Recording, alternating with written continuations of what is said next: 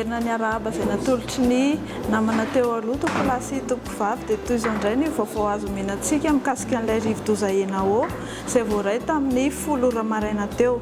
Any amin'ny distrikany Ikalamavony no misy ny fohibeny amin'izao fotoana izao ary mitohy mianatsimo amin'ny hafainganam-pandeha 20 kilometatra isan'ora izany hoe somary nandeha mafy any izy.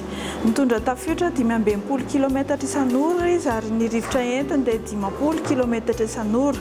Marihana fa tsy misy ny fiovana loza voarain'ireo fatra sy distrikana iray izany, izany hoe ny any amin'ny tapany atsimo dia mbola mampiatra avy hatrany ny filazana miloko mena, afa-tsy ny any amin'ny fatra Moromaniny no mivadika miloko manga. Etsy andanin'izay ihany koa dia tsara ny manamarika ho antsika mponina any amin'ny fatra Maroantsetra fa efa manomboka hidina miandalana ny haavon'ny rano amin'ny renirano tena Ambalana iny. Etsy andanin'izay ihany koa dia hiakatra ny renirano any Maty-Tanana Vohipeno sy ny renirano any Mananjary ary tsy tsahatra ny hiakatra izany ka ny mponina rehetra manoloana ireo renirano ireo dia tokony hamonjy toerana avo hatrany. Dia izay indray no azonao roso antsika manome fotoananao amin'ny rehefa avy eo indray tompoko.